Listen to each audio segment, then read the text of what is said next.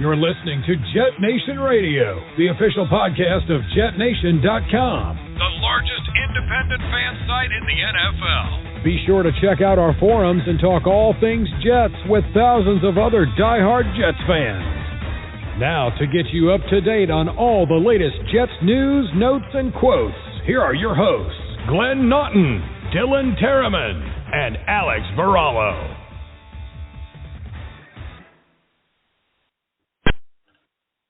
All right, good evening, Jets fans. I am Glenn Naughton. This is JetNation Radio. As you just heard, I am joined tonight by Alex Varallo and Dylan Tereman. So we've had some issues of late. We had some blog talk issues last week, which was unfortunate because Alex and I had Dylan wasn't able to join us. It was going to be Alex and I. Blog talk scrapped that. I couldn't do the following night. Alex did a solo show. Thanks for that, Alex. But because of real life and work schedules and things like that, we haven't really done a full show, the three of us, in about a month. So it's a little bit crazy, but I'm glad we're all here tonight. We will do. Dylan and I are gonna very quickly share our thoughts on free agency because we realize it is old news, but we would like to just pitch in our 2 cents on that. And how we doing tonight, guys? Dylan, as you heard, Dylan is officially official. We finally got him put into the intro. I've been working on that for a little while, unbeknownst to him. So, Alex, how we doing? Dylan, how we doing? I'm doing great. I was doing a little golf clap in the background, not to make too much noise for Dylan at coming to the intro. Great piece to the puzzle here with the trio that we got going on.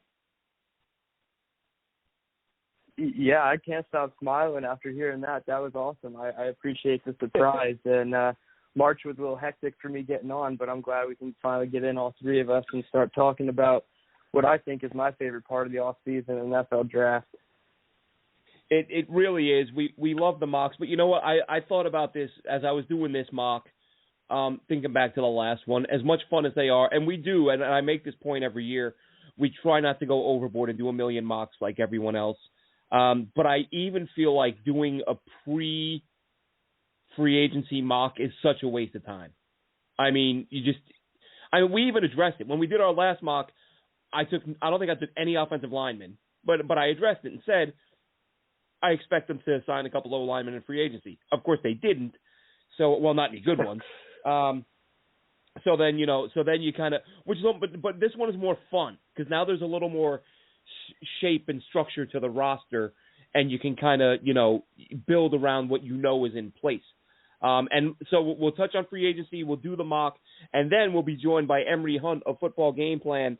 If you're not following Emory on Twitter, you should be. I've actually enjoyed watching Emory over the years kind of grow his audience. I first started following him on Twitter a few years ago, and now he's sort of at the point he's doing some nationally televised games, I've seen him do some commentator work on a few networks. He hasn't worked up to the point where he's doing the big time games, but he's gone from starting his own thing, which I just love when the sort of organic people just go out and just grind and work their butts off and end up in a good place. And Emory is on his way up. He's had some great draft takes in the past, and one or two that I'm looking forward to hearing him talk about. We reached out to him in advance, so we've given him a list of sort of 3 players each, some of our favorites from the draft, and I also asked him if he has the time, if he could throw us 1 or 2 names of sort of day 3 picks that nobody's talking about, because we all love those sleepers. So, getting into the free agency thing, let's run through that quickly. The free agency got underway. The big names, the big additions, Corey Davis and Carl Lawson. Lawson was a guy, we get impatient in that first hour of free agency when I haven't signed everyone. People start freaking out. I tend not to, although there is part of me that you're just hitting refresh on that Twitter waiting for a signing. When those first 3 or 4 pass rushers went off the board and Carl Lawson was still out there, I was like, listen, man, we're on the verge of not getting one of these pass rushers. And I kind of tweeted out, like, look, we haven't had a guy since John Abe. Lawson's out there. You got the money. Go get him. The Jets. Now, listen, career high 5.5 sacks, right? He's not a guy who's gotten to the quarterback as much as you would like. But the hope is that with playing on this defensive front, with the penetration Quentin Williams and John Franklin Myers get, you add this guy on the edge and how physical skill set he has, you hope he can start getting to the quarterback, or at least command some attention that will allow the guys inside make everybody better. And I don't care who gets to the damn quarterback, just somebody get there. So love the signing of Carl Lawson, Corey Davis. That one shocked me. If for nothing else, just the physical profile didn't fit what we've seen from the receivers in San Francisco. But an ascending player, his catch percentage has gone up every single year. Put up, I had people tell me, Robbie Anderson had better numbers. Yet Robbie Anderson had 150 or so more yards on something like 55 more targets. Tennessee run heavy offense. They throw to the tight ends a lot, so he just didn't see the targets. But if you look at his numbers and extrapolate it and add those targets, he far exceeds what a guy like Robbie would have done. Physical guy, far more physical than Robbie. Now I'll jump to you, Dylan. You touch on those are the two big signings. So let's get your thoughts on those guys real quick. Yeah, overall, I came out really happy with those two signings. I think Carl Lawson was the edge rusher that I had my eye on. He wasn't the number 1 or 2 guy, but he was in that 3 to 4 range where I thought they could get a really home run signing with Carl Lawson, and I think that's exactly what they got to pair up with Quinnen and JFM. And then Corey Davis, I like him. He's an over-the-middle guy. If it wasn't for Corey Davis's signing, I mean, you kind of got to look at the offensive signings around him and you shake your head a little bit. So Corey Davis moves the needle a little bit offensively. But, I mean, overall, you have to be happy with the depth that he got as well. Vinnie Curry was one of my favorite ones, Justin Hardy on special teams. So there's a lot to like, some head-scratching moves like O-line and cornerback. But overall, I think Joe Douglas has done a fine job with Robert Saleh putting together a team through free agency. Yeah, I like the Jared Davis one is intriguing because here's a guy, who, and I honestly, I've watched like a game and a half of his. I haven't watched nearly enough film because I've been looking so much at the college guys. But I went back and watched some of his work, and his first couple years in the league, productive player, and he gets a new head coach, and we see this all the time in the league. Guys who play well in a particular system, and they either get traded because the new coach doesn't like the way they fit, or they see their playing time go away. And that's what happens when Matt Patricia came in Detroit. So Jared Davis, and this was a theme we saw, or at least with a few guys, the Jets went after former highly coveted first-round picks. Davis was one of them, first-round pick of the Lions. And I think the Jets envision him, even though he played middle linebacker with the Lions, I think the Jets envision him as an outside linebacker. And, we'll see how that works out. But I think he could be a guy who surprises some people. And it's people look at what he did the last couple of years. He hasn't been very effective. But the 2 previous seasons, he was a really good player. Jets that went out, they signed. Go ahead. Sorry, go ahead. Just jump in real quick and say that you kind of got to look at it similar like Adam Gase players. Once Matt Patricia leaves the system, how well can they do afterward? Because they're pretty much the same person, just offensively, and one's defensive. So I think the post-Patricia boom for Davis could look more like his first 2 years in the league. Yeah, exactly. He was a very productive guy. Looks like a really good blitzer. And again, is he a guy who's going to sort of blossom? And I think that's what the Jets are banking on. Like, let's go get another first-round guy.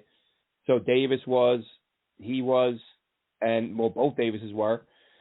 Justin Hardy was added, special teams guy. Probably won't see the field a whole lot other than as a gun. And I mean, he looked damn good doing it with the Saints, and went back and looked at a few of his highlights. And the guy can move. He can get down the field, and he's he should be a core special team player. Keelan Cole was an interesting one. That was sort of, I mean, credit to the Jets. They have done a really good job since Joe Douglas arrived. Almost nothing leaks out of that building. To the point where when it does, I'm skeptical, and reporters are rarely right when they say the Jets are going to do this, Jets are going to do that, and it's often guessing. But listen, Keelan Cole, productive guy, despite he's been inconsistent, but his quarterback play hasn't been all that great. But what I did notice, and this is what I like, it's an underrated aspect. Some people even make fun of it because it really, and rightfully so. Like when you're drafting a receiver, you want good hands, you want crisp routes, you want good, you want guys who are quick in and out of their cuts, all that stuff. Blocking doesn't generally, crack the top 3, 4, 5 things you look for in a receiver. But I'll tell you what, you look at Davis, you look at Denzel Mims going into year 2, and you look at Cole, those 3 guys block. Like, you can find clips of them just leveling people. And I'm just thinking, whoever's going to be playing running back for this team, if they can fix this interior and get even average O-line play, might see some big-time runs this year, because that's where your big-time runs come from. If your receivers can block for you and everyone else up front does their job, that can be big things for the backs. So I'm going too long here. Dan Feeney, don't get it. Looked terrible on film. Grades on PFF are terrible. Allowed more pressures than any center in the NFL. I really don't get it. I don't know what they see there. Tyler Kroft was added as a blocking tight end. We'll see if he even makes the roster. And then this was another big one that kind of shocked everybody because it came from out of left field. Sheldon Rankins, another former first-round pick, a guy who had 8.5 sacks a few years ago and then battled injuries, supposedly healthy. Listen, if this guy is healthy and you add him to this D-line and C.J. Mosley comes back at 80% of what he used to be, I'll tell you what, man, that front seven could be top 5 in the NFL. Mm-hmm. I'm saying that right now. With Quinnen, with Franklin Myers, and with the additional Lawson, and if Rankins is healthy, this could be a top 5 front seven. And then Tevin Coleman, didn't love it. Running backs, $2 million for a vet. Like, I'm never going to get on board with the idea of a veteran mentor running back. I've seen too many rookies walk into the league and just, have phenomenal years from day one without a mentor, without anyone to guide them. So it is what it is. He knows the system. He knows the coaches. Hope it works out. But, we'll see. So, Dylan, I've touched on all of them. You go ahead and you run the gamut now. Is there anyone you haven't commented on that you want to comment on? Go right ahead. Mainly just Sheldon Rankins. I think that's my biggest positive as far as the wave 2 of free agency. I think what he can do in terms of interior pressure, and now you can kick Jonathan Franklin Myers to the outside. I think the rotation there is quite honestly lethal. I think it can be definitely top 15 in the league, possibly even crack the top 10 like you were just saying. And then on the downside for me, I think Tevin Coleman, I was pounding the table for Jamal Williams, and the deals that they got weren't very far off. So, if you're going to go with a veteran option to add to the running back room, I think just, pay for the guy with more upside. But I understand the scheme fit. So, to me, he's a little bit of a negative. But, Keelan Cole and Tyler Kroft are really good depth signings for what they do, physical blockers, both of them. They fit into the scheme that they seem to be putting together pretty well. And then Vinnie Curry, he's been consistent. I'll say that. He's a little bit on the older side, but he's been consistent. And then you just got to love the heart that you're getting out of Justin Hardy. His press conference right in the beginning when he first signed was really moving. I think what he brings to the team is what we've been looking for pretty much since Steve McClendon left, which is a leader that's going to give you his all on every single play. All right, so there you have it. Like I said, I just wanted to take a little bit of time for that. And we can get moving. We'll roll right into it because we've got Emory coming on. Mock Draft 2.0, folks. We did the first mock a month ago, pre-free agency. May not repeat that mistake next year. We'll see how it goes. The Jets, finally, we have a handle on how many picks they have. That was another issue.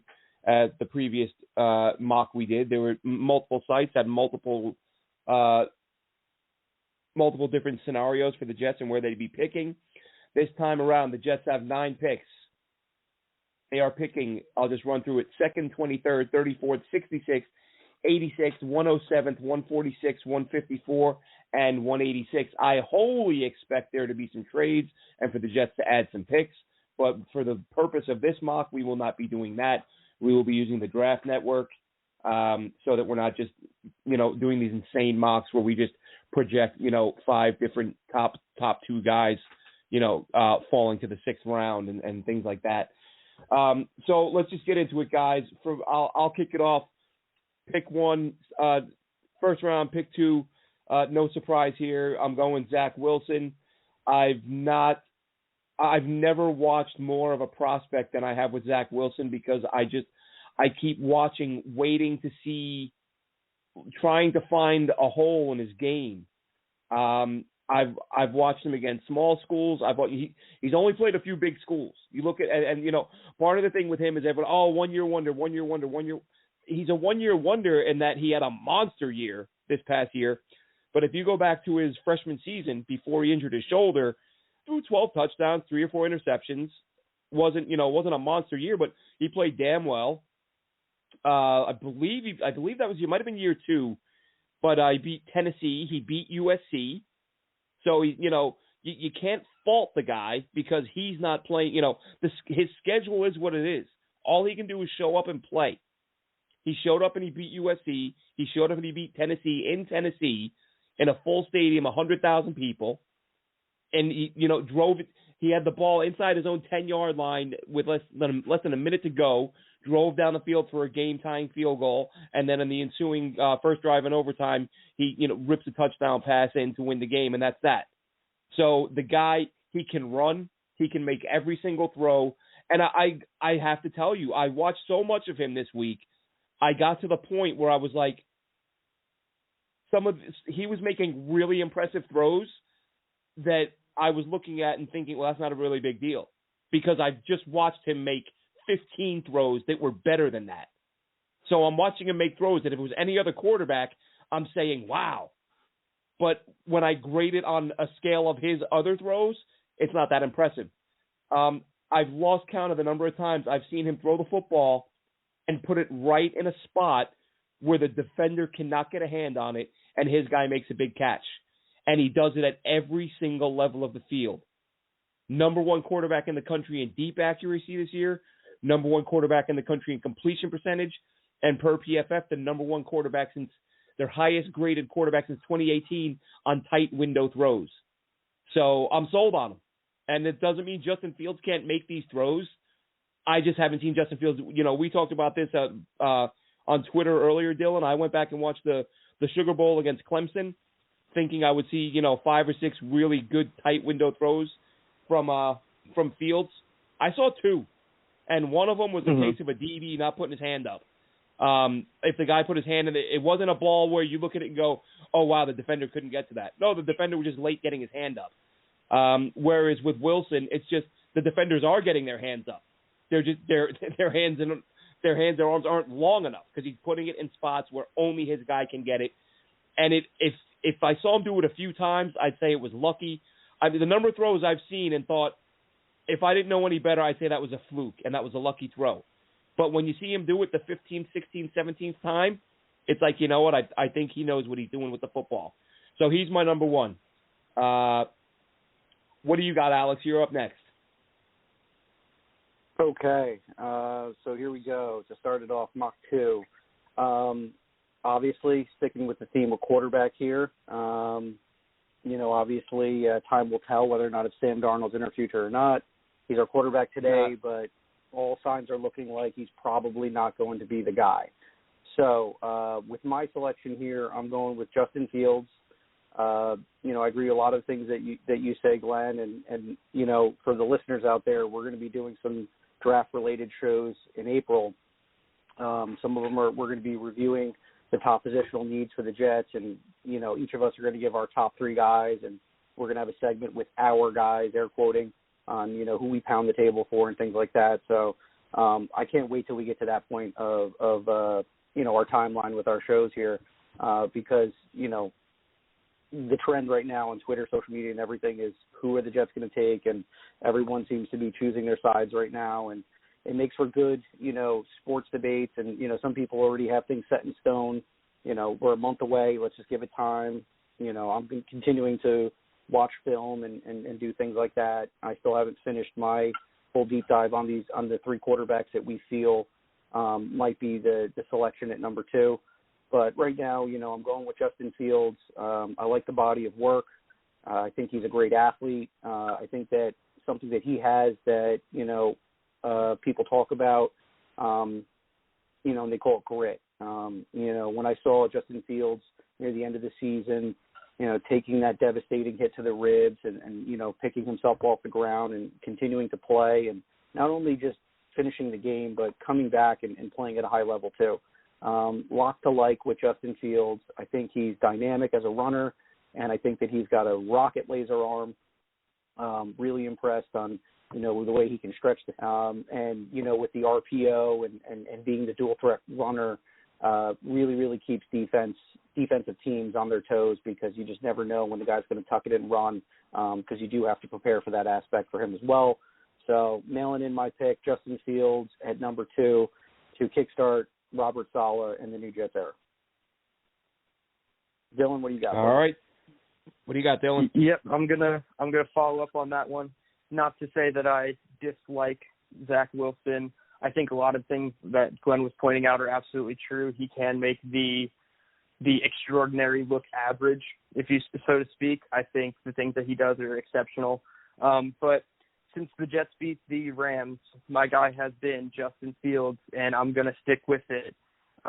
He had his pro day today. He looked fine. I think the most important thing about that was that he ran a 4.440. Joe Douglas, Rex Hogan, Mike LaFleur were all in attendance. People say, Saleh wasn't there. It doesn't matter. He's expecting the birth of his child, so I don't think he made the trip for that reason. Justin Fields does everything that you want out of a quarterback. He's pinpoint accurate. He can also use his legs to escape and maneuver in the pocket. I also like the style of offense that he can project for the team. Not saying that Zack Wilson is in a lesser offense, but I think the dynamic of it with the run and pass opens up a lot more with Justin Fields. So I'm going to continue to pound the table on my guy Justin Fields and select him number 2 overall. Yeah, interesting thing on Fields, and so we hear these hot takes around draft time where some of them are just absurd. And I saw one the other day that I just can't get my head around it. And but the guy is 1 million years old, so it's not like he's out there to get Twitter followers. But former executive and current with Sirius XM analyst Gil Brandt. Did you guys see the tweet he shot out about Fields? Oh yes, about him being all over the map as far as draft boards, potentially being a 4th-round draft pick in some teams' minds. He said he spoke to some teams who have him graded anywhere from a 1st-round pick to a 4th-round pick, which sounds insane to me. Like, I look at, Chris Sims was knocking him. Well, not knocking him, just he was evaluating him. He had Zack Wilson ahead of him. Said his accuracy is good but inconsistent. And I will say that's one thing that's hurting my evaluation of him a little bit. I don't know why, and I don't know if it's any different in the U.S., but when I go on YouTube over here to watch full games, I can literally find one full game, and it's the Sugar Bowl, and every other game is condensed, so it's just the highlights. So I'm only seeing just the very best of Justin Fields. I'm not seeing any, I am seeing it, in the Sugar Bowl. I saw him overthrow some wide open guys, but it was just, it's a little frustrating because I basically have Zack Wilson full games and Justin Fields highlight reels. And so it makes it a little bit tougher, and I'm going to keep looking. But anyway, I got some winners for you, Glenn. I've come across some golden nuggets as far as YouTube subscribers that condense full games. So I will definitely be sharing that with both of you guys. I never usually have a hard time finding them. It's this is just this is literally the first player that is like a high profile, big school. It's nuts. But all right, so let's keep things chugging along. Pick 23 in the 1st round.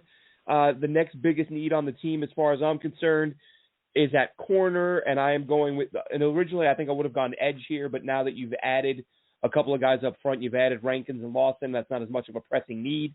So I am going Greg Newsome. He's one of my guys at corner out of Northwestern. Ran a blazing 40, but let's face it, all these home field 40s, everybody's running a 3.5. It's ridiculous. But I'm going with Greg Newsome at corner for Northwestern with the 23rd pick. It is a definite need for this team, and if they add a legit corner or two, I think that just we talked about the front 7, how good they can be. Add a solid corner, and you're that much better. Who you got, Alex?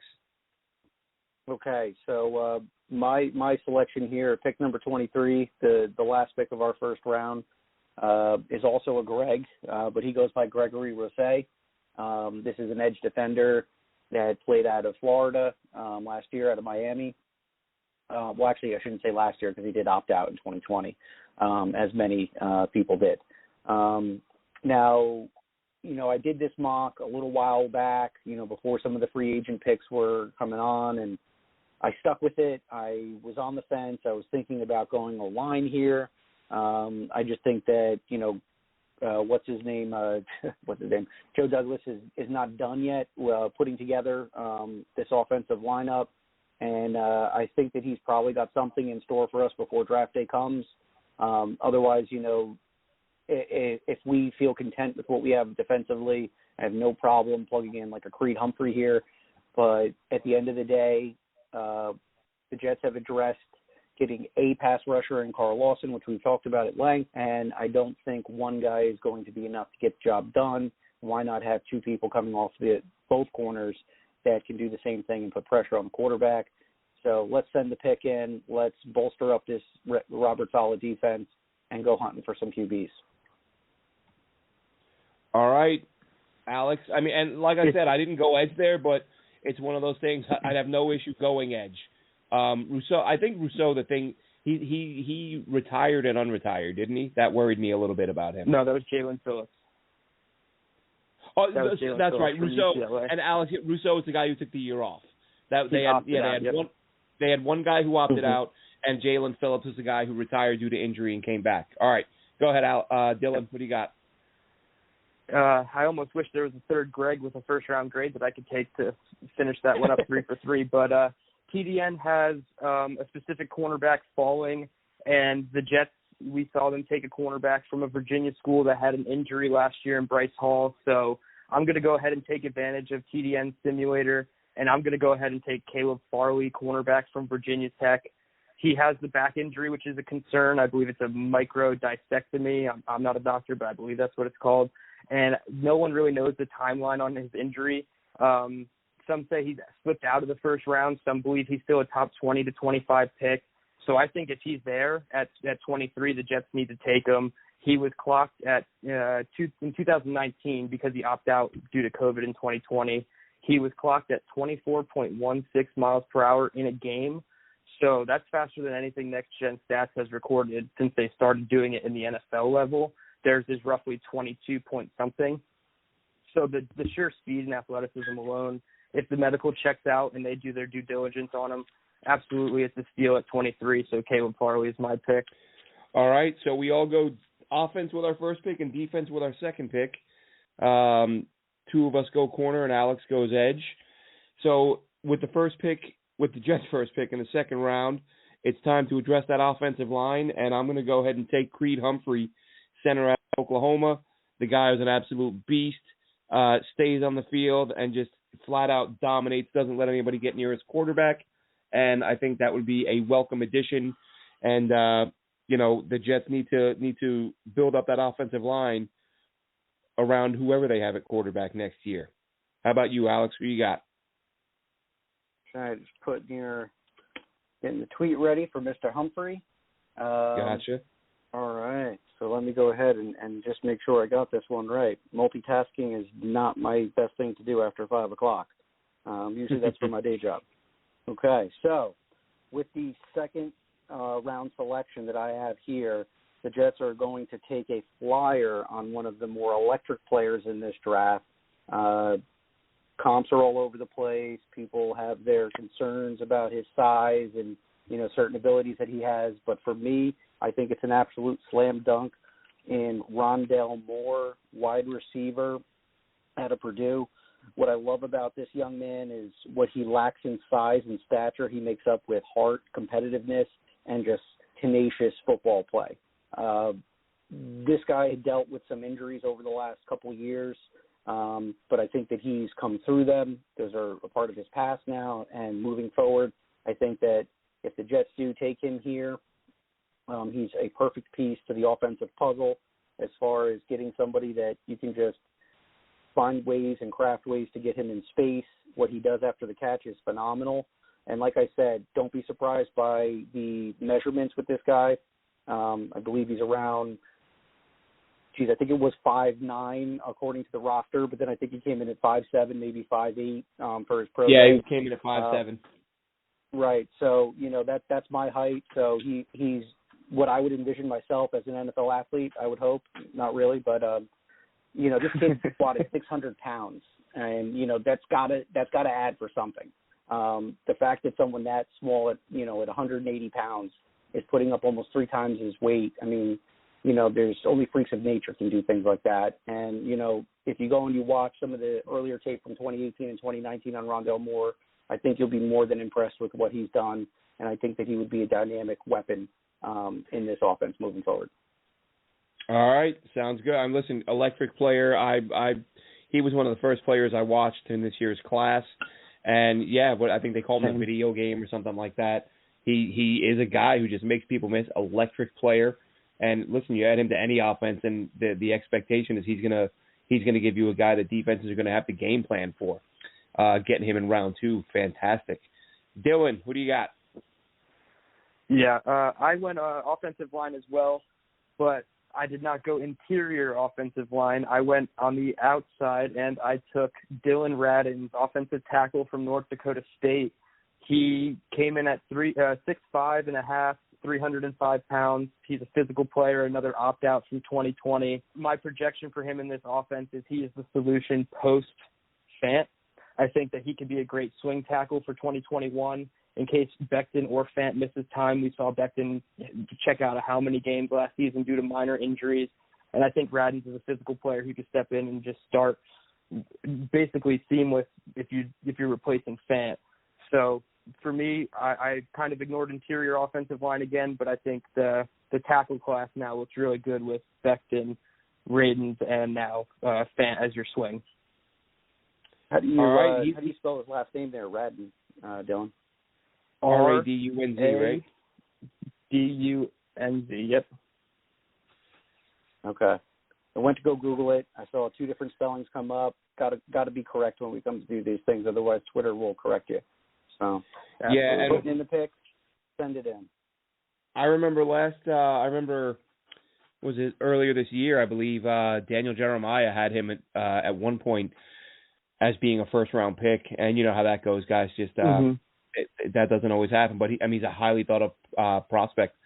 Moving things along. I think it was more of a case of other tackles playing better than him playing bad. I just think more people came around to other offensive tackles in the class, and it kind of unfortunately bumped him down. But, hey, if the Jets can get him at 34, that's awesome to me. Well, that's similar to what we said with Mach 1 with Paulson Adebo, right? He's a guy very highly rated. Exactly. And some other guys came in and played really well, and it bumped him down a little.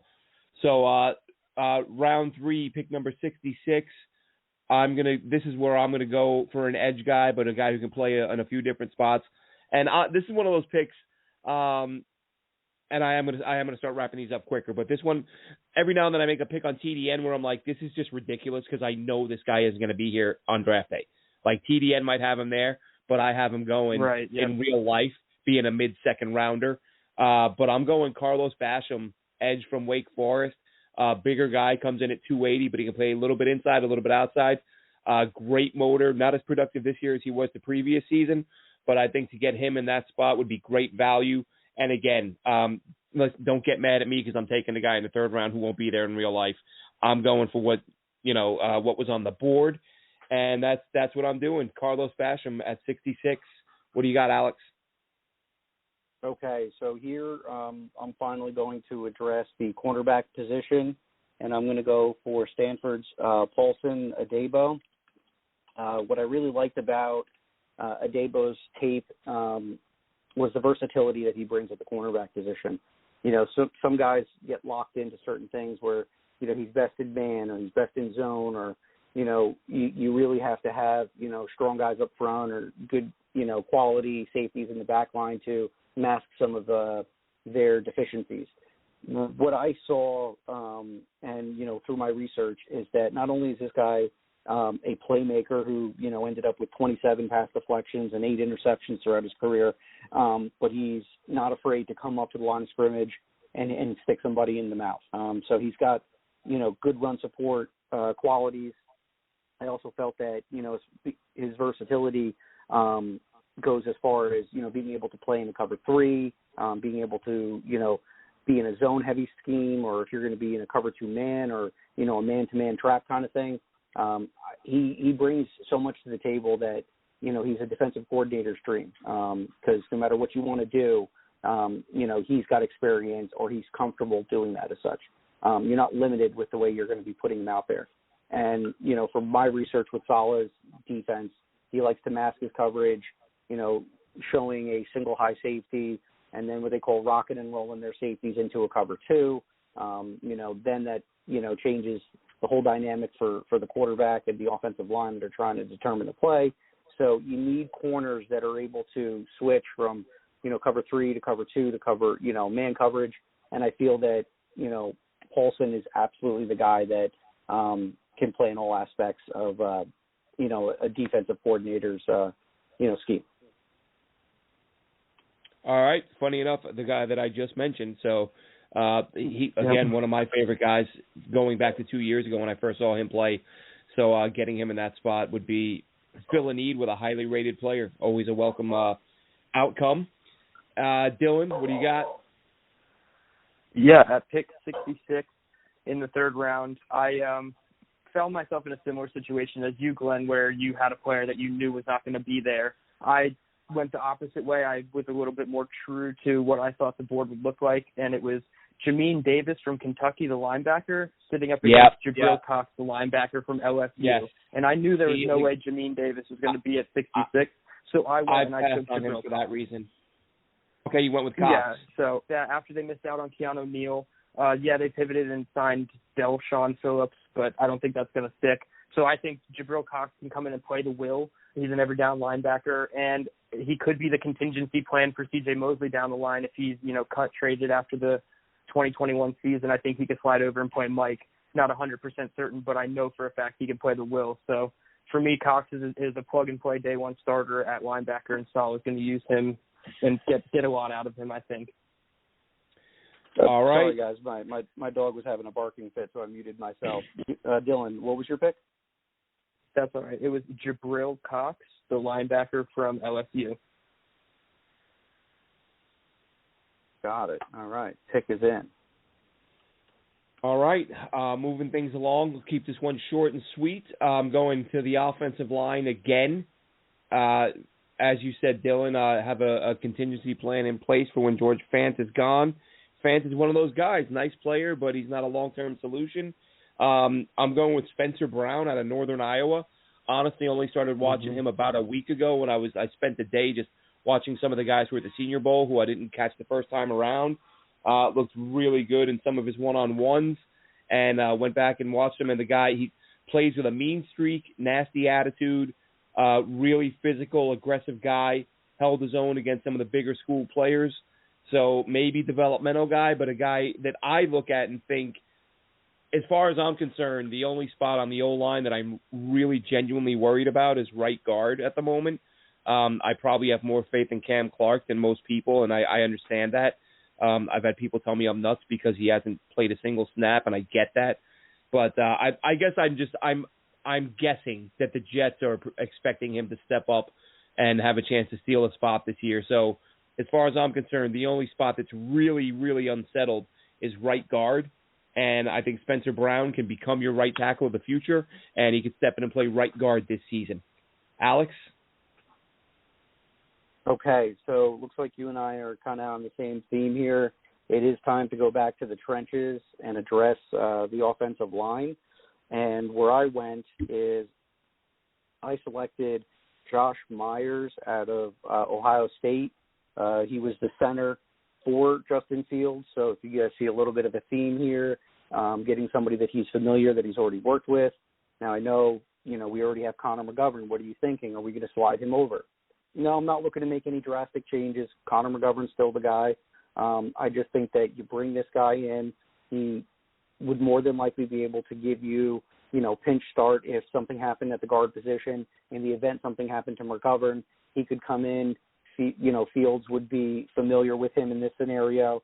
And I think that next year, when we have the opt-out option for McGovern, if that's the route we want to go, you have your future center in place already in Josh Myers. So it's a piece, for depth, and it's also something looking toward the future.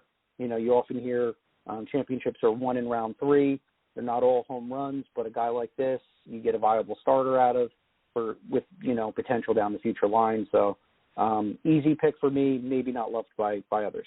All right. Again, I said last year, guys, I don't know, whatever my mock was in the day before the draft or the days before the draft, I completely changed. I don't know if you remember me saying it. Probably not. Wasn't that big of a deal, but I feel this. I'm thinking that way now.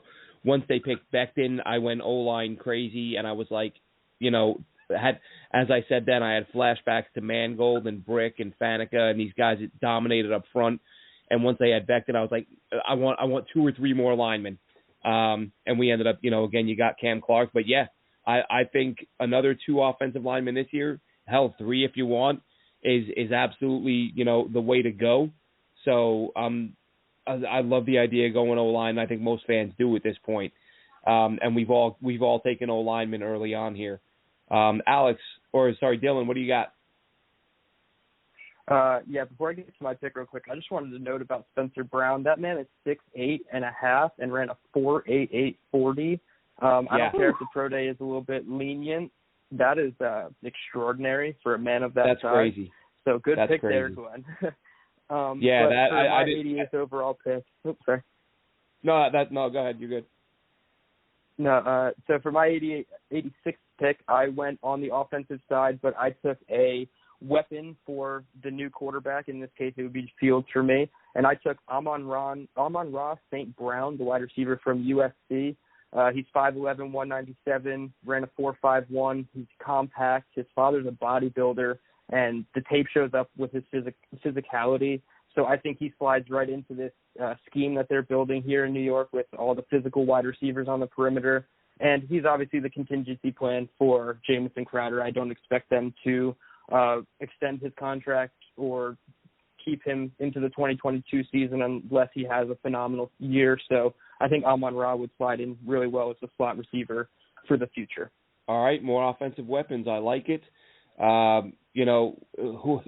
We saw what happened with Sam, fellas. Whoever the quarterback is, they can't screw it up this time. We saw it work out in Buffalo with the Bills because they did it the right way. Jets need to do the same thing. And I'm adding another piece on offense here. And as far as I'm concerned, any Jets mock draft that does not include Memphis running back Kenneth Gainwell is null and void. My favorite player in this class. Can do it all, runs inside, runs outside. You've heard me mention him a million times. Lines up in the slot, lines up at receiver. His head coach said that he was the best player on the team as a running back, and if they moved him full-time to wide receiver, he'd still be the best player on the team. Give me an explosive player with that kind of legitimate versatility. I don't like when they say a guy is versatile. This guy played everywhere, and you look at his snap counts, and it's a running back who lined up in the slot like 3 times. It's like, okay, he lined up in the slot every 250th snap. To me, that's not really versatility. That's just, they didn't have someone else to stand there at that point. This guy, legitimate weapon, inside, outside, in the backfield, in the slot. Give me some Kenneth Gainwell. And if you take him earlier, I'm fine with that. Honestly, I'd probably take him in the 3rd round, a little bit higher, or even, depending on where teams have him ranked. And you guys know how I feel about taking running backs early. If you're going to take one early, it better be a guy who can legitimately be a threat at receiver as well. Gainwell fits that description. Who do you got, Alex? Okay, so I'm. It's funny. We must be hanging out too much, Glenn. A lot of our picks have been somewhat on the same theme. I'm also going into the running back here, and I'm going to select Trey Sermon. What are the probability that you have guys in alignment from center, quarterback to running back as your 3 selections? There's probably some sort of crazy Vegas odd on that. I'm a gambling man, but I'm also a simple man. I like Trey Sermon, good power and speed combo. I'm going to be short and sweet on this one. He's got a few crazy games with 250 yards, 300 yards rushing. I'm sure you can go find him on my Twitter account today. So sending in the pick for future RB1, Trey Sermon. All right, more I like offense. This New York Buckeyes thing you got going on there, Alex. Oh, yeah. Yeah, New York Buckeyes. exactly. All right, so at pick 107, everybody can take a deep breath because I'm finally going interior offensive line with Robert Hainsey from Notre Dame. He's listed on TDN as an offensive tackle, but I watched the Senior Bowl and I pulled up a Jim Nagy tweet with a video of Hainsey playing center, and the last sentence of his tweet says, two-time captain Robert Hainsey projected at right tackle guard going into Mobile, but looked like a natural center and now has high desirable four-position versatility. He will be a 10-year pro. So I think if Jim Nagy's saying that, I think at 107, that's a great place for him to go. He will most likely start over Lewis or Greg Van Roten if you give him the chance. At worst, he's probably going to be a top swing guard in the league. So I think Robert Hainsey is a great pick at 107. All right.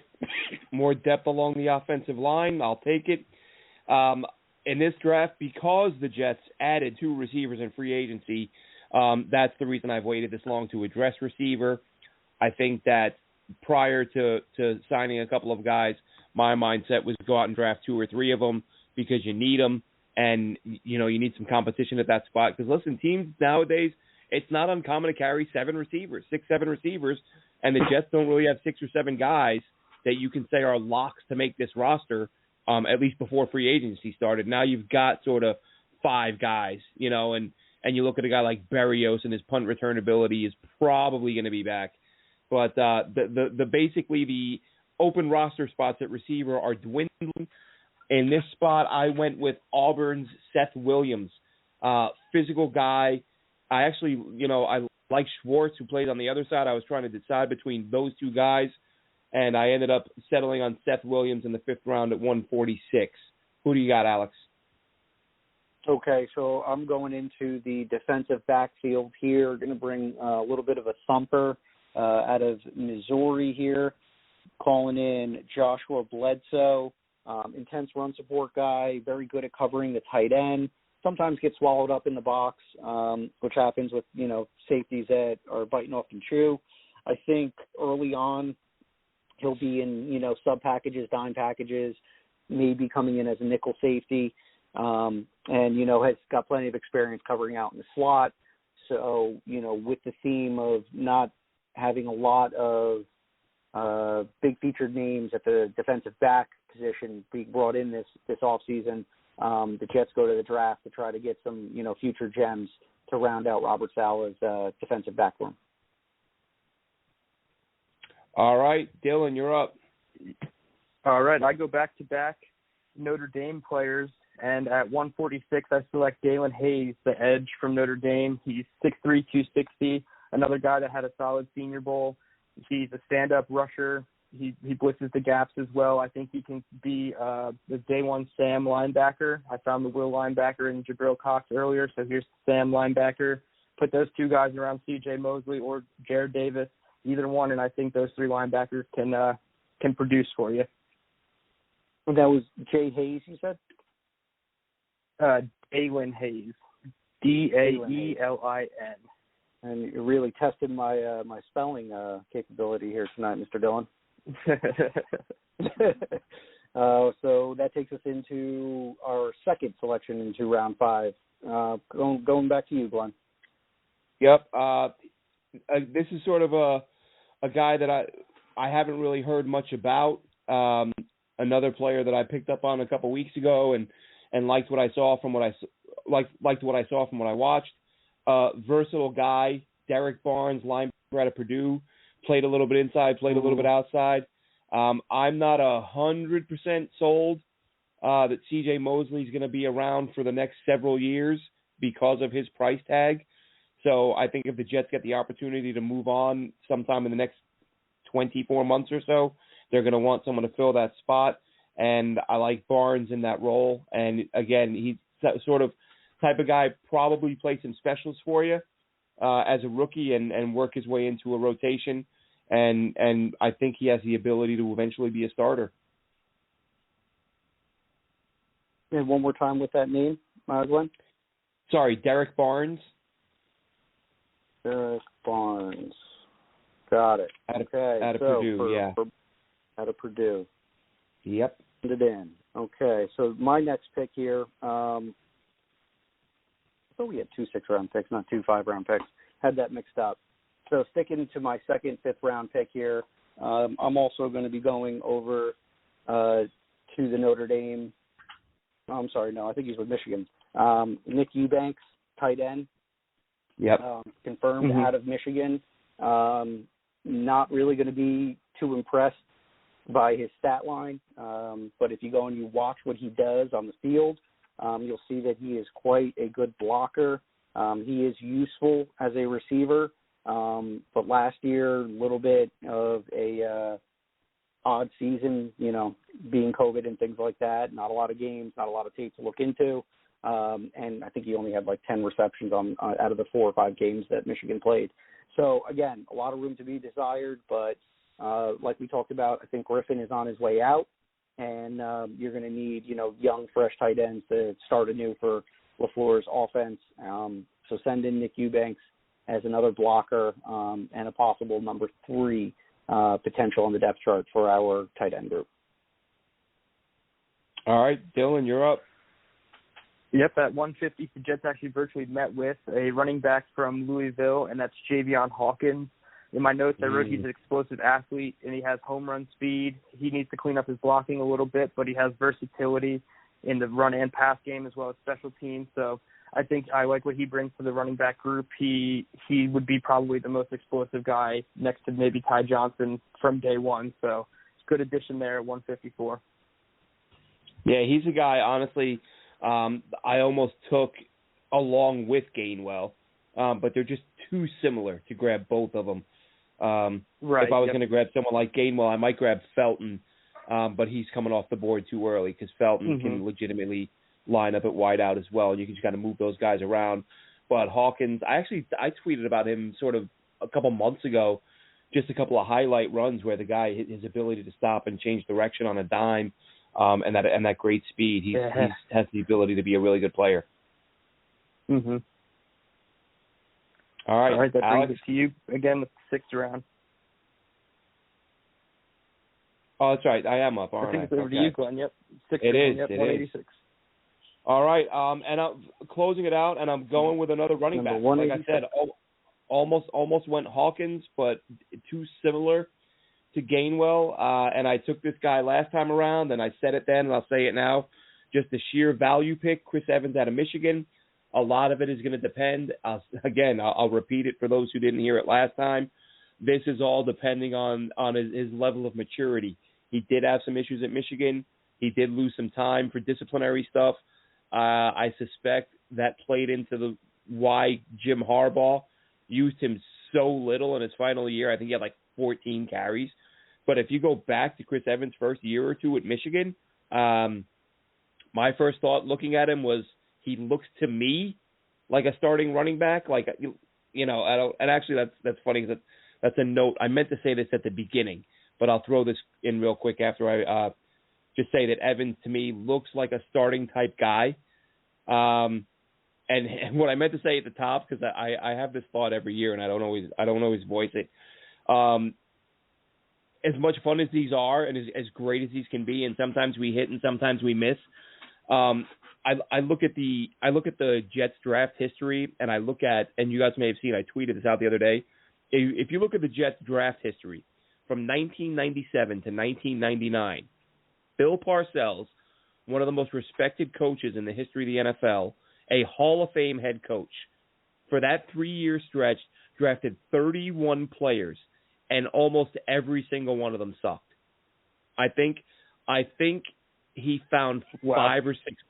I think he found 5 or 6 players out of 31, and one of them, for those who remember, was Jason Ferguson, defensive tackle out of Georgia, and he was actually a really good player, like a highly thought of guy, but he tested positive for pot, and he fell to the 7th round. So it was almost kind of like a no-brainer. Like, I think he had like a sort of 3rd round grade and fell to round 7, so Parcells snagged him.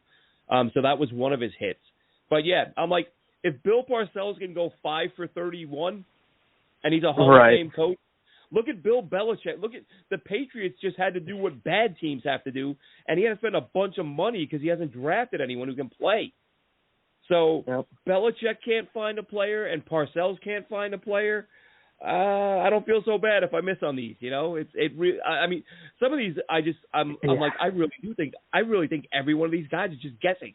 Like, they're literally just guessing, and they guess right or they guess wrong. But sorry, didn't mean to go on that tangent, but I meant to say that at the top. Can I just keep it off the rails for one more second? Go right ahead. You bringing up that draft story really reminded me of this. It's not Jets related, it's Eagles related, but Howie Roseman has been with the Eagles for about 10 years roughly, and the only Pro Bowl player he ever drafted was Carson Wentz. I'll just put that there. Wow, that's crazy. Okay, and let's keep it off the rails because we only have 2 more picks, so we're going to be fine till Emory calls it. Right. I confirmed with Emory the other day. Hopefully he's good, but he's not called in yet. But Carson Wentz, I'm glad you mentioned that because I was going to mention him along with Zack Wilson. So what we do, and when I say we, I mean fans, we have this sort of insane recency bias where if a guy is coming off a bad year, we pretend that he's always been that player and like he's always sucked. So Carson Wentz is coming off a pretty bad season, probably his worst season. But we do all the excuses for Sam and all that. Wentz lost 4 of his 5 offensive linemen, and I don't think I can name one of his receivers. All of his receivers got hurt. 80% of his offensive line got hurt. And he still threw 17 touchdowns to like 15 picks, which isn't great, but it's a hell of a lot better than what Darnold managed. But my point with Carson Wentz is this whole level of competition thing with Zack Wilson that we're hearing. I remember because I lived near Philly when Wentz was drafted, so I was sort of up to date on all the draft stuff because I was listening every day in the car. And I remember watching Wentz and thinking, this guy can play. Like, all these people in Philly, like these big-name, big-time sports show hosts where, you can't take a guy out of a school like that. Who has he played? Who has he beat? He can't play. He hasn't proven anything. Mm-hmm. And I'm like, if I just look at him on film, the guy makes every single throw accurately and with mobility. So that's my take on that. Yeah. Like Carson Wentz was playing at an MVP level a couple of years ago after people saying he wouldn't be able to play in the league because he played at North Dakota State. It's about the player, not about, what helmet the other team is wearing. So, sorry, I went off the rails a little long. Guys, 2 more picks, and then Emory's joining us. Yeah, I think he might be on the line right now, so I'll just get my last pick in. Patty Fisher out of Northwestern, 6'4", 250-pound linebacker, plays like a man on fire. Not the fastest guy, but can do a lot of things as far as run stopping, dropping into zone coverage, and just being a thumper at the line of scrimmage. Dylan, who's all right, Dylan, your last pick. I like that. I took Jalen Darden, wide receiver out of North Texas. You've probably seen his name all over the place, gaining the media buzz. He's a day 1 kick returner, and if he's wide receiver 5 or 6 on this depth chart, I think that's something the Jets have not seen in a while. So give me Jalen Darden. Yeah, and I know we've both talked about Patty Fisher, Dylan, big fans of his game as a late day 3 pick. And joining us now from Football Game Plan, for which we are very grateful. He's joined us each of the last couple of years around draft time. Emory Hunt. Emory, how we doing? I'm doing fine, man. I appreciate you guys having me on. Oh, listen, it's always a pleasure. We appreciate your time. We know you have a lot going on, especially this time of year, which is exciting for all of us, exciting for the draft nicks. And remind me, Emory, I picked up your draft guide the other day. Being that I'm in the UK, shipping might take a little bit, so I might not get it for another few days. But let fans know where they can go and get your draft guide before we roll into your evaluations here. They can find it at footballgameplan.com/2021 draft guide. All right, guys, so go check that out. If you're following Emory on Twitter, you're familiar with his work. If you're not, you should be. As I said at the top, we sent him a list of some players. And not to squeeze to the front of the line with one of my guys here, but I had a very specific guy I wanted to ask about. Dylan, you even said to me, you got to have Emory break this guy down. A few weeks ago, I tweeted out that I could not understand why Cameron Bynum was not getting more love. I didn't view him as a day 1 pick, but I thought he should be sort of middle rounds and in the conversation with a lot of these big name guys. He just hasn't been. And then, Emory, I saw you released your mock the other day or a week or 2 ago, and you actually had him in round 1, which I was blown away, but I was like, I'm glad somebody is giving this guy some credit, because when I watch him, I see a really good corner. So if you want to roll through some of the names we gave you and kick things off with cornerback Cameron Bynum. Well, Bynum has tremendous press skills, and he can press, he can play the ball, he has, the ability to take the ball away. So for me, if you're able to score and also take the ball away on both sides of the ball, I want you on my team. I want you on offense if you can score the ball. I want you on defense if you can take the ball away, because those guys to me are more premium players, as they are able to affect the most prized possession in the game, that's the ball. And so when you have a guy that shows good length, plays with good length, has good press skills, and has the ability to take the ball away, I don't know why he wouldn't be talked about. And I thought he came off a very good week at the Senior Bowl.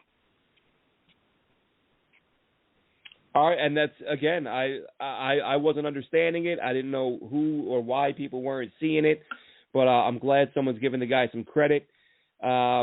And so some of the other names we threw at you, I'll just recap them, Emory, and you can go through. Well, let's start with the quarterbacks. We all wanted to hear about the quarterbacks. So Zack Wilson, Justin Fields, and Trey Lance were the 3 passers we wanted to hear about. How do you rank these guys? What do you like? What do you not like about them? Well, I have it, Justin Fields number 2, Wilson number 3, and Lance number 5. I have him right behind Mac Jones. For me, Fields is more battle-tested out of those 3. You've seen him perform in the biggest of games. If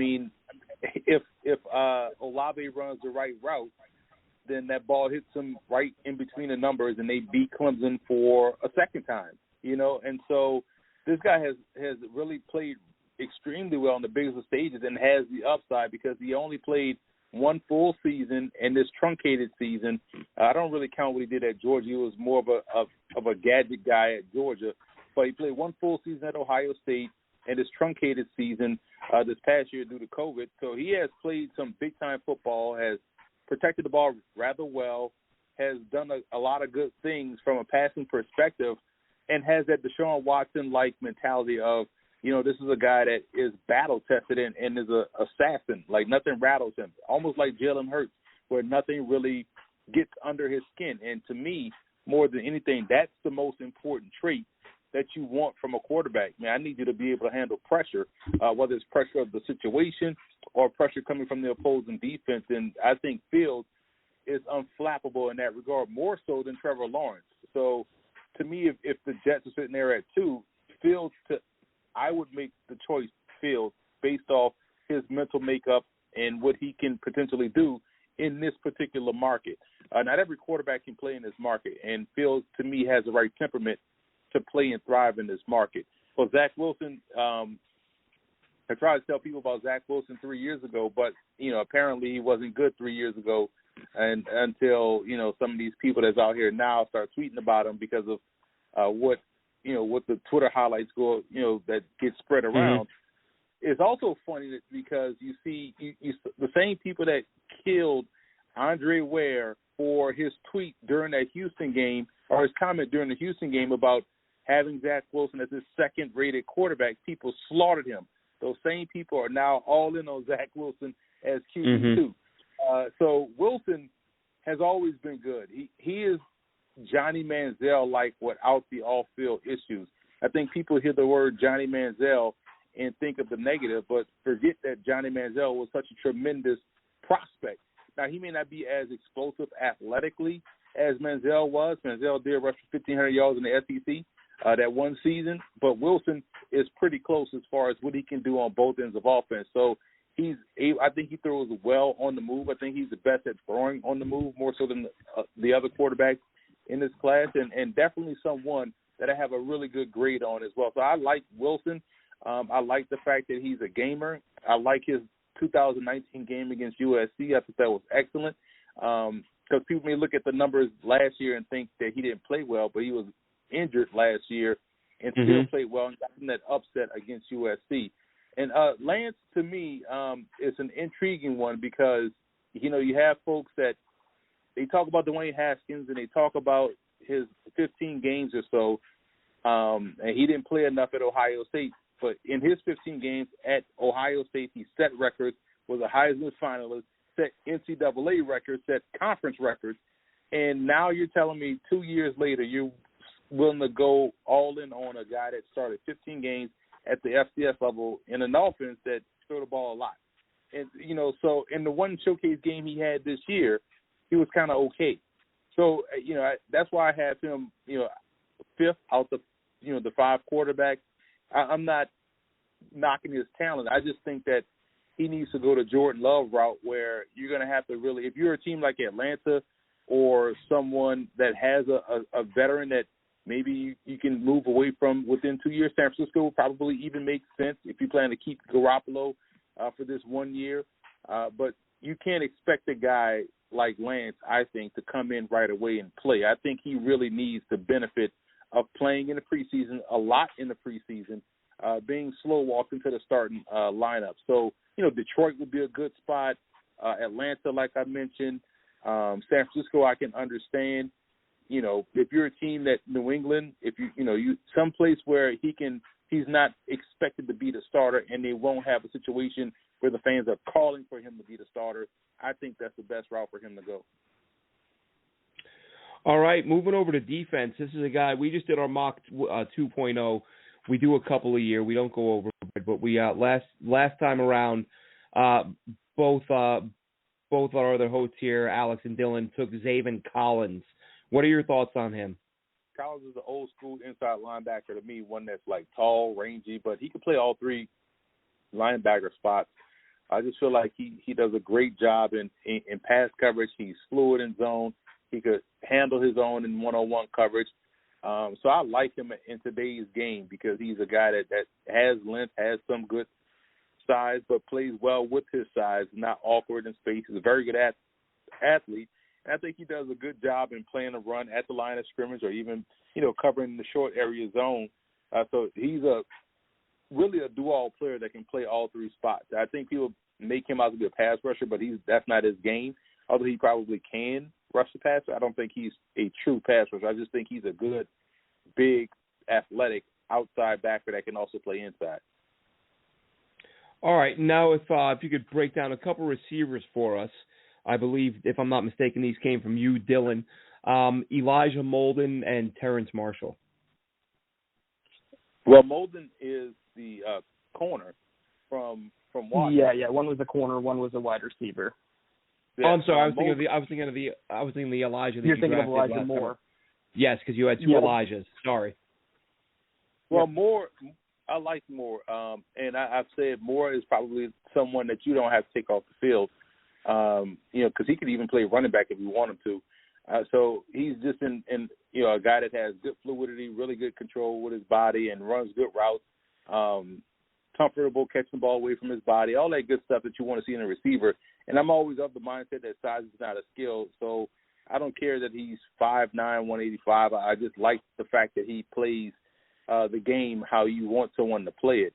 So again, you don't have to take him off the field. He can take handoffs if you want to get involved in a wide receiver run game. So anything you want him to do, he can do it and do it at a very good level. All right, and let's see. That brings us to a couple guys left. Guy I've mentioned quite a few times, my favorite guy in this year's class, Kenneth Gainwell, who I'm a huge fan of, and then Carlos Basham. And with Basham, we mentioned earlier, I see him as sort of a mid-second round guy. Some of these draft simulators have him sitting there, mid-late round 3, which I guess anything's possible. But what do you think of those guys, and do you think that Basham is a guy who would be sitting there in the 3rd round? No, I struggle to see Basham sitting there in the 3rd round with the way this league, covers guys that can get to the quarterback. I just think that he's so strong at the point of attack. If a team late in the 1st round wanted him, I wouldn't be surprised there. So I think 2nd round is probably where is going to end up going. And I think because he's able to affect the pocket and is so strong at the point, he's going to have a lot of suitors, in the back end of the 1st round and also all the way through the mid part of the 2nd round. And Gainwell, he opted out this year. I do like his change of direction. The fact that he does a good job in playing the shifty game. You know, I don't think he has the home run hitting speed, but he has, you know, decent enough speed to where he can make long runs. I think his role is ideally suited as more of a complimentary guy at the second level as opposed to a feature guy. All right, I think that covers our list, Emory. I was hoping if you could give us just a couple more minutes and give us 2 or 3 names of sort of, you know, the final day of the draft, those last few rounds that aren't getting enough talk. Everybody loves a sleeper. Everyone loves to be able to say they were talking about a guy that no one else had, and you know, went on to have a nice career. Few guys that you look at as projected day 3 guys who you think could be legitimate players in this league. Well, you know, sticking specifically to the Jets, if you're going to add one more wide receiver, why not go big? And it's a guy like Michael Strawn out of Charleston, who's 6'5", 225, ran, you know, high 4.4s. You know, he opted out this year. Oh, they didn't play in the fall. They're playing right now in the spring. Charleston is, but he didn't, you know, so obviously he didn't play.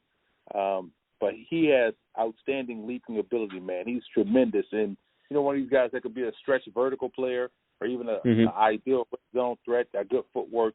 And also, you know, when you look at the backfield, I love Pete Guerrero that they already have on the roster, but if they're looking to add one more, Shane Simpson out of Virginia is a good one, and he came from Towson, where he was outstanding, you know, on in all 3 facets, running the ball, receiving, and also special teams. So, you know, there are some guys there that the Jets can focus on. I think the Jets roster is actually pretty solid right now, and they can, you know, they're not as far off as, you know, some talent. You know, it's all about them getting that quarterback position, you know, corrected.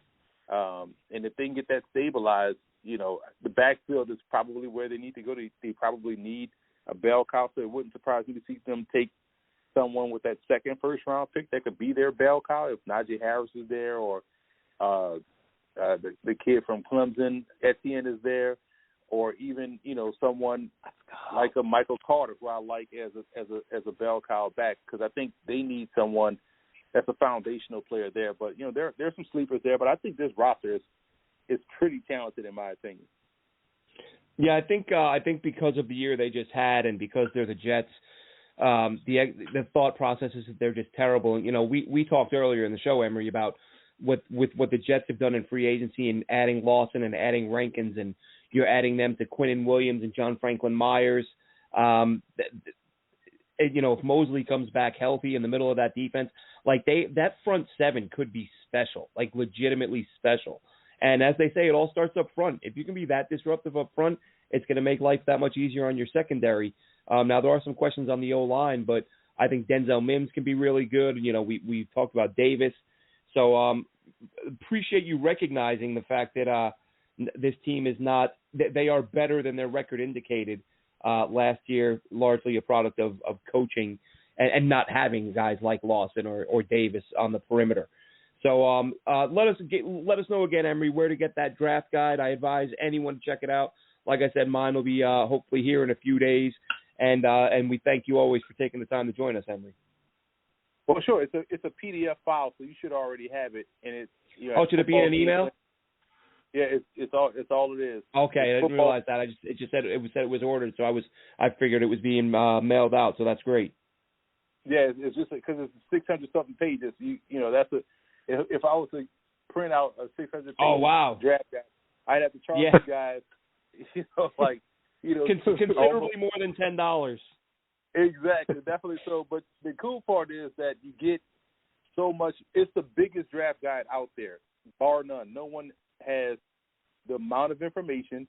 No one has individual scouting reports on over 570 players. So every player has their own full-page scouting report. So it's the biggest, it's the most in-depth, and it's ideally suited for the fan, not only for the major prospects, but for people that are, you know, if you bought last year's copy, you would have known who Menashe Bailey is or Pete Guerrero is. You would have known about Javelin Guidry, the corner, or, you know, Saquon Hampton, who was with the Saints, who now is on the team. So that's the beauty of getting this draft guide, is that it helps you understand the talent on the front end, but also helps you understand the talent that's on the back end of the roster, the transient part of the roster. As you guys kind of sign guys in the squad, you would have known who Jeff Smith was 2 years ago. So, that's the beauty about the draft guide. That's why I feel as though it's the best draft guide out there, and people can get that draft guide at footballgameplan.com/2021 draft guide.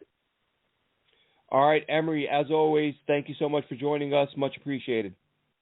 Thank you, guys. Appreciate you. Take care.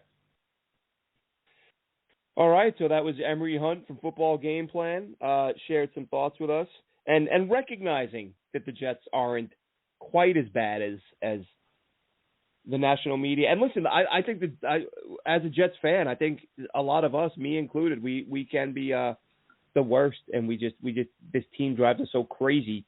Look at my Twitter bio. I put in my Twitter bio, cannot be held accountable for anything I say within 24 hours of a Jets loss. It might even be 48 hours of a Jets loss or a major transaction, because I lose my mind. I go nuts, and then I got to take a deep breath and step back and say, all right, let's look at this a little bit less emotion. And like we said earlier, guys, if they fix this O-line, and if one of these quarterbacks is the answer, whether it's Fields or Wilson, I'm still, I don't care what anybody says, I'm still Team Herndon. I still think Chris Herndon can play. I don't think a guy having 8 bad games negates everything he did before those 8 bad games. So you're telling me this team is going to have Mims, Davis, Crowder, Herndon, and a quarterback, and we're assuming they're going to add a more dynamic back in the draft, and then with this front 7 on defense we've talked about, I'm not saying this team's going to be in the Super Bowl. And they'll probably find a way to only win 4 games. But I just think I think things are not as dire as many people feel. And we are going to go back to the phones. We've got our buddy Rich from North Carolina calling in. Rich, how you doing, buddy? Hey, Glenn. Southern Jet here for other people who don't know. I just called in. I didn't forgotten you were on, and so I've just been listening and kind of just ramble a little bit here. I just heard what you said. I really am so sick of the Herndon talk, because as you and I have talked, I don't understand the argument. The guy is good. If you have an eyeball, and I don't even say 2, 1 eyeball in your head, you can see it, especially when Douglas, in my opinion, told Gase to start using him at the end of the year.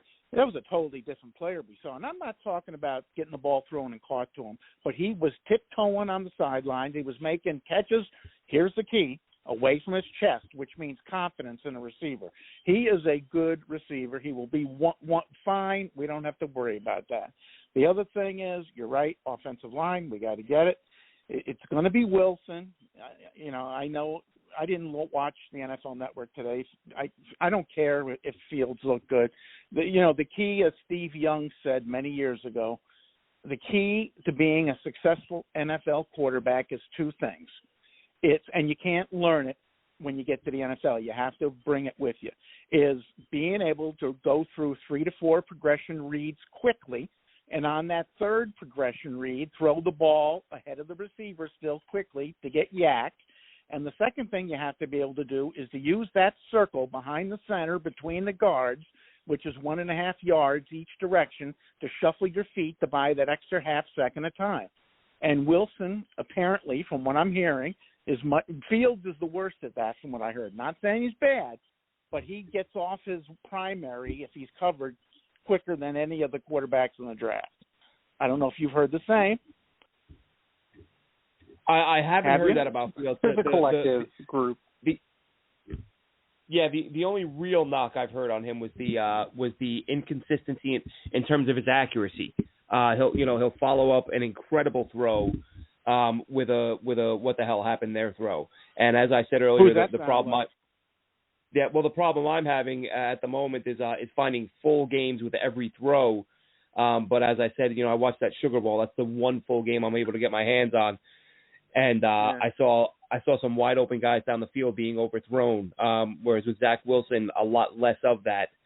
And listen, yeah. I don't want this to be a thing where people think I don't want Fields on the Jets. You know, I want a good young quarterback. I think Fields is a good young quarterback. If the Jets feel he's a better guy and they take him, so be it. You know, take the better guy. I don't think he fits the Shanahan scheme as well. That's all. And we'll see. I think Wilson with his progression reads fits the scheme better. If I may chime in here, and thank you for calling in, one of my favorite followers.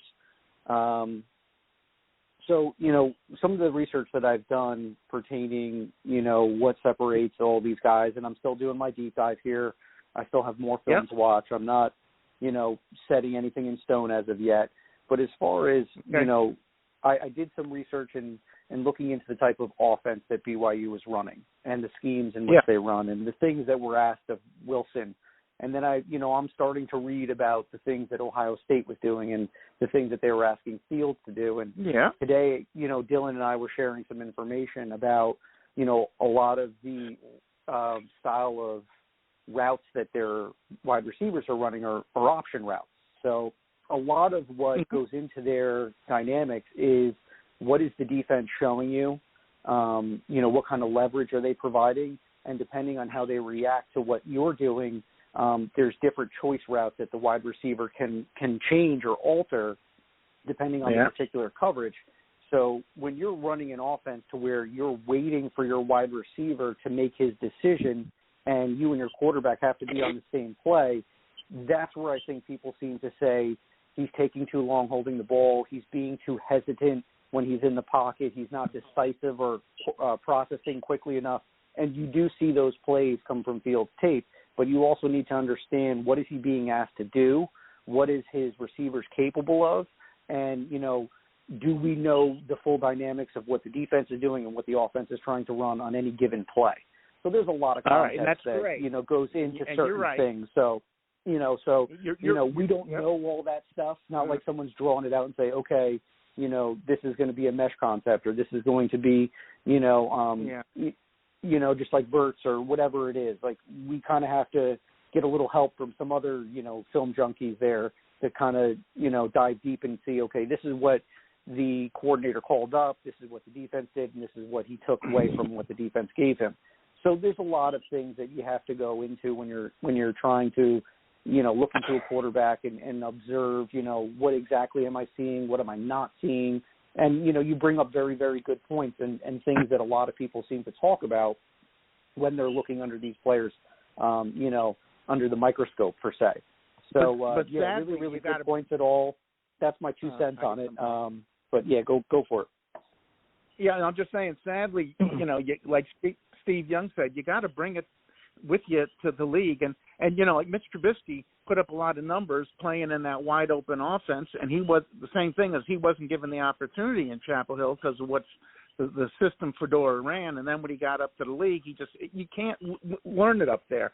And I think Fields is very good, but it's just like Sam, the argument, do we keep Sam? Oh, let's let him see what he does with a great scheme and great coaches. People don't want to wait. Well, you're almost giving the same argument with Fields, as he didn't get the opportunity to go through the progression tree.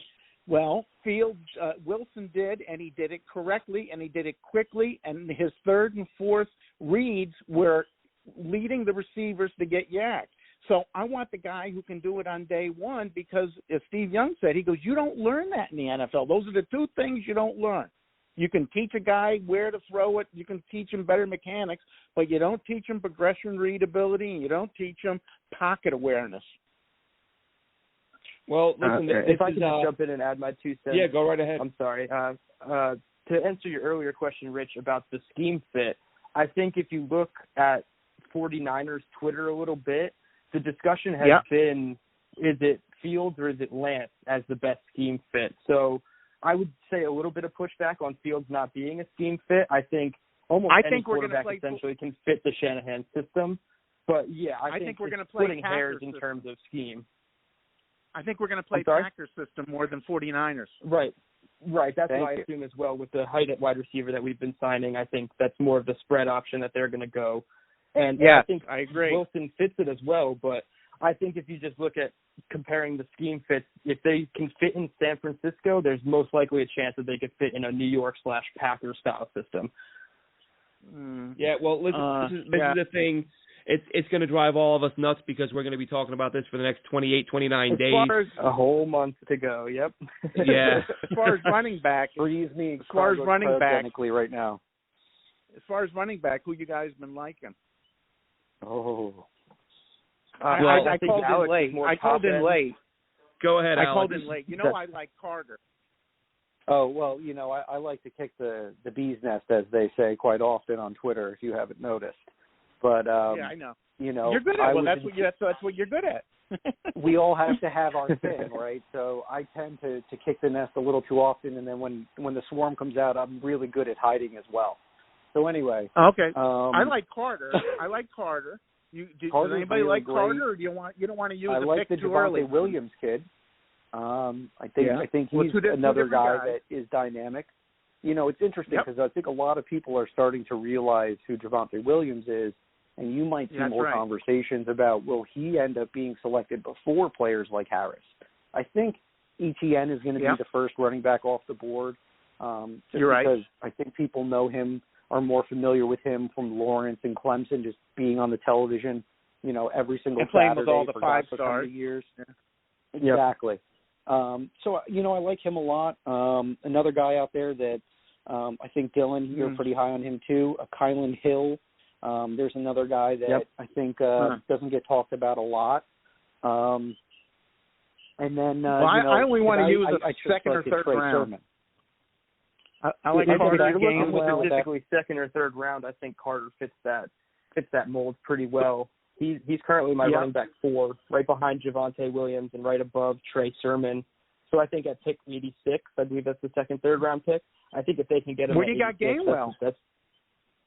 Gainwell is where do you got Gainwell? basically tied with Sermon, so he would be 5 or 6. They're basically interchangeable, but they're fringe top 5 for me. But Carter is ahead of both of them just slightly. I think Gainwell is Glenn's guy. Explosive.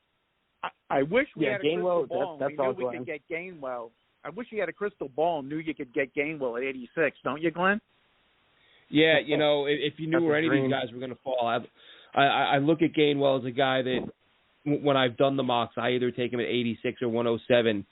Sometimes he's not there at 107, but I just look at the way teams like to move people around nowadays, and offenses are just so dynamic and predicated on creating mismatches.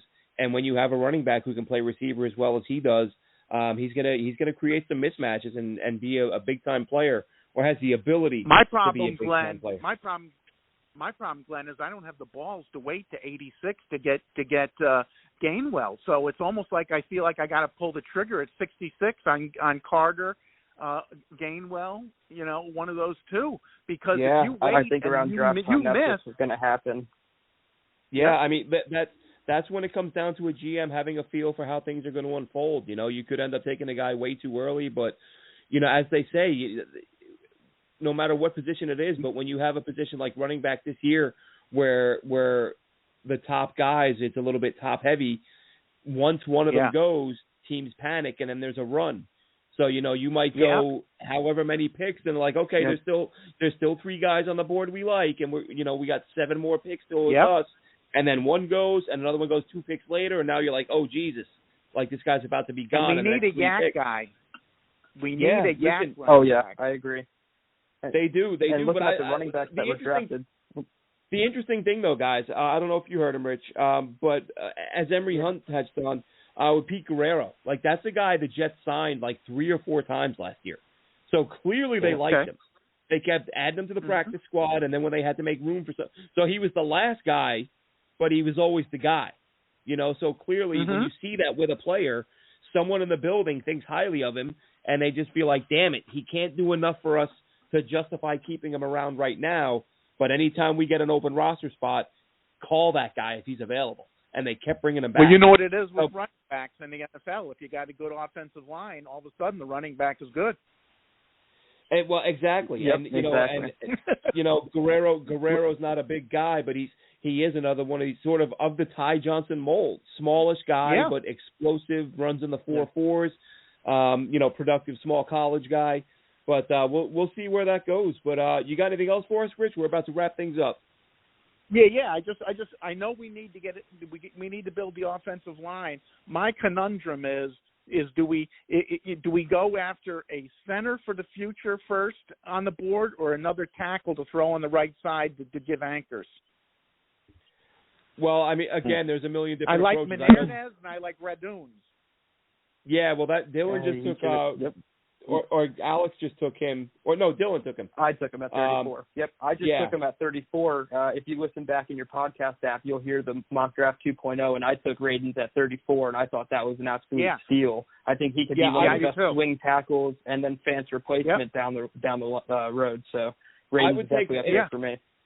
With the first 5 picks, I would take one interior guy and one tackle, and that's what I did. I took Creed Humphrey for the interior, and then I went ahead and wanted to address, as we talked about George Fant and the concerns with, is he a long-term guy? So I'm not convinced he is. So Spencer Brown from Northern Iowa, I went with him at 86. So I would take 2 O-linemen in the top 5. The cornerback cupboard is bare. Yeah, well, I like Hall. I think Hall's going to be a good player. I'm just saying that there's a couple guys up front, and then it drops off bad. And I'm halfway thinking the Jets, with their last pick, the Jets might pick the kicker from Miami. They might. I've seen a few people say kicker with the final pick. There's only one. It's the Miami guy. I think I got too spoiled with every single year. The Jets seemed, even under McCagnon, who couldn't do just about anything right, and as much as I defended him,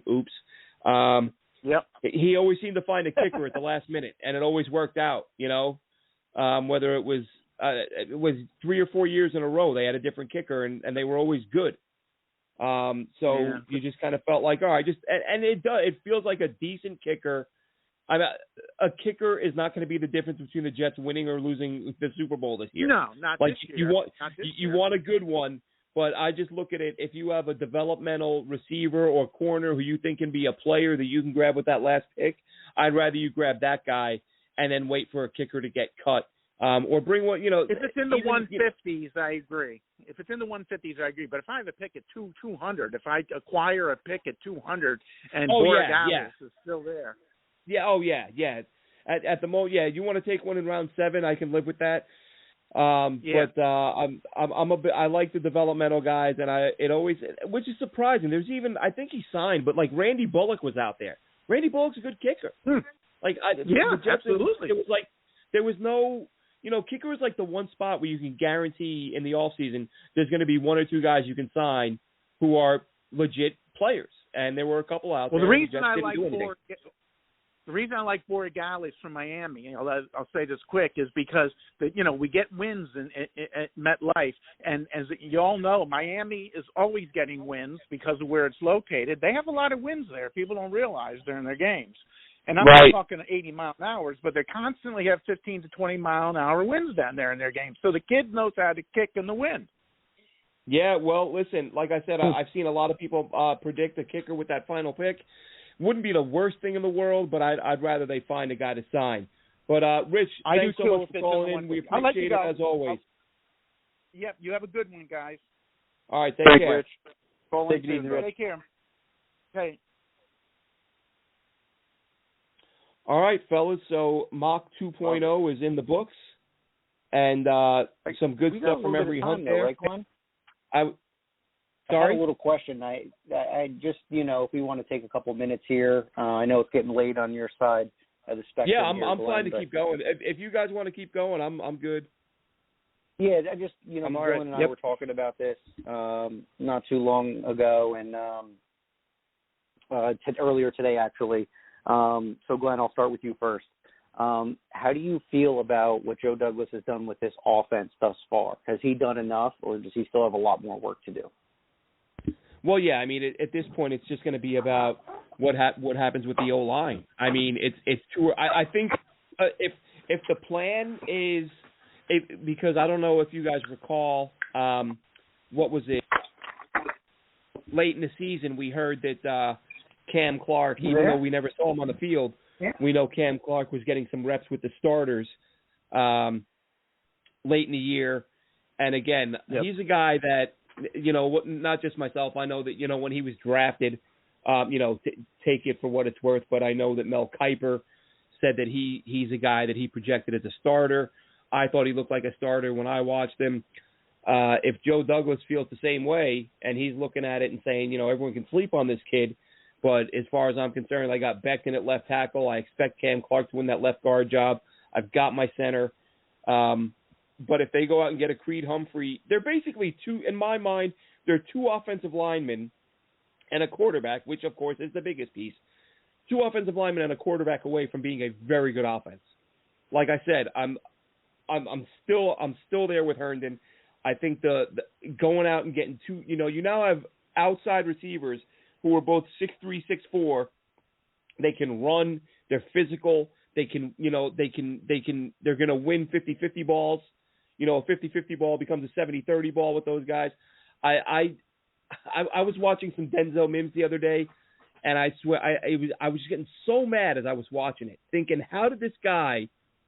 You're talking about a rookie who had no camp, no preseason, couldn't practice for however many weeks, had never played in an NFL game, and within his first couple games, he's putting up 65, 75 yards a game. Like his literally first exposure to the NFL with no practice, and he's a 65, 70-yard a guy game for his first 3 games, and then they just stopped throwing him the ball. And I'm watching all 22s, and I'm seeing all these opportunities where he's got these one-on-one matchups.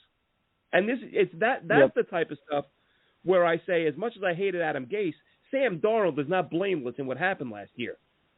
Sam Darnold, I mean, really, the first 2 good games Mims had was with Flacco. Flacco saw it, used him right away. Then Darnold's first game, was it San Diego? No, I think that was Flacco. Whichever game it was, Darnold's first game back, Mims has 65, 75 yards, whatever it is, and you feel like, all right, they're going to keep rolling with this kid, and let him get 60, 70, 80 yards a week for the rest of the season and get his feet wet. All of a sudden, it's 1 or 2 targets a game. And I'm just watching it thinking, you suck. You don't have a win. Well, at that point, they may have had one. You've got 1 win. Your offense is 32nd in the NFL. Just target Denzel Mims 12 times a game, please. What the hell else are you doing out there? You got nothing. So as far as I'm concerned, when you watch Mims, there's no reason to believe he will not be a legitimate threat. So now you pair him with Davis on the outside, Crowder in the middle with Herndon. If you keep the quarterback upright, this isn't, it's not as if this team is the same team of a few years ago where there was zero talent anywhere. So Douglas has added a big-time receiver, traded down and still drafted a guy who I think could be a big-time receiver in Mims, decided to keep Crowder despite, a lot of people calling for his head. And I think the weapons are in place to now. The big thing is going to be, and like we all wanted Joe Thuney. I heard his agent do an interview, and it sounded like and I'm sure a lot of guys do this, but when you hear him spell it out, his agent basically said, we sat down and made out our list. We had the teams that we wanted to go to, and then like the teams we were lukewarm, blah blah blah, all the way down to, and I'm sure this is the one the Jets were on. Then we had the teams who damn well better bring every single dollar to the table. And Joe Douglas probably was in a situation where he was like, it's going to take $19, $20 million to get a guard. Like, can I get a guy who's half as good as that for 1/18th of the price? And I'm guessing that's the route he went. And if it works out, then he's a genius. And if it doesn't, then it's like, hey, you should have ponied up the cash. So has Douglas done enough? I'm going to say up to this moment right now, yes. Come draft time, if he doesn't come away with at least one high-level interior lineman and then another at least project like developmental tackle, that's a bad look to me. And again, I've not seen Cam Clark compete against NFL players even in a practice. Obviously, not the same as a game, but it's something. So if what they've seen, they think Cam Clark can play, and he shows up and he gets his ass kicked every Sunday, then you got to say, Joe Douglas, this is supposed to be your area of expertise, the offensive line. So if you drop the ball there, that's a bad look. But up to this moment, yes, talk to me after the draft. What do you think, Dylan? Has the Jets done enough offensively this year? I want to say yes, but I think the answer outside of Corey Davis is no.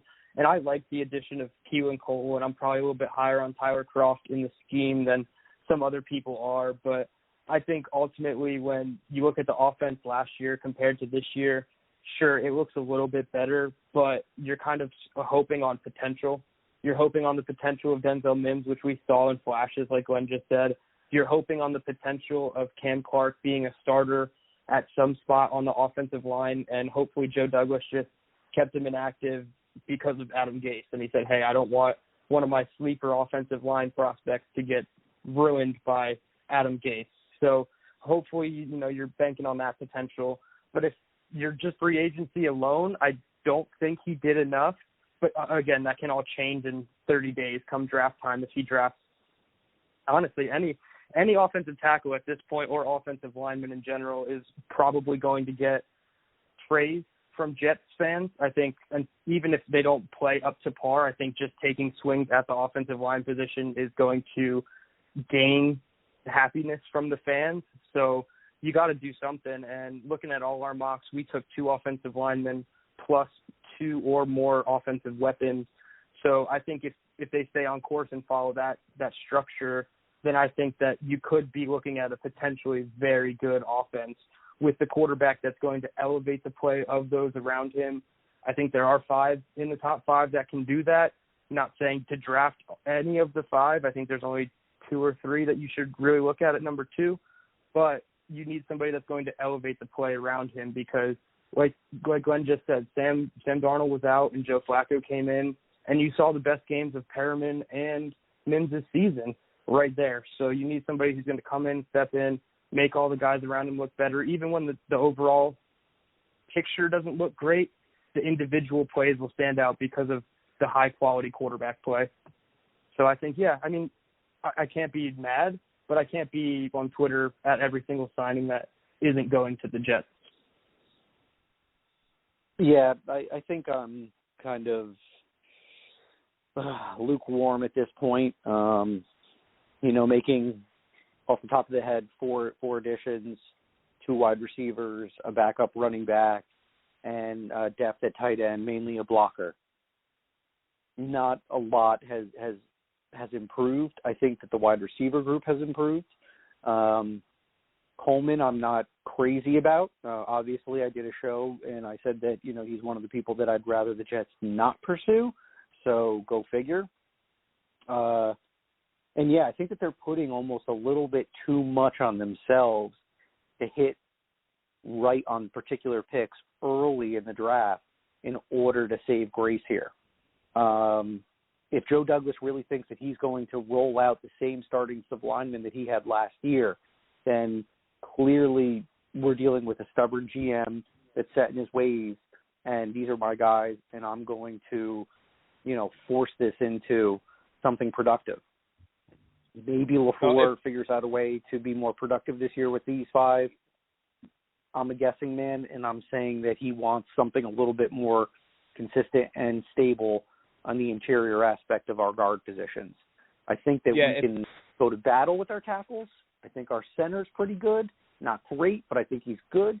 But I think that there's a lot of room to be desired as far as creating a dominant run game or increasing our pass protection with the current guys in-house right now.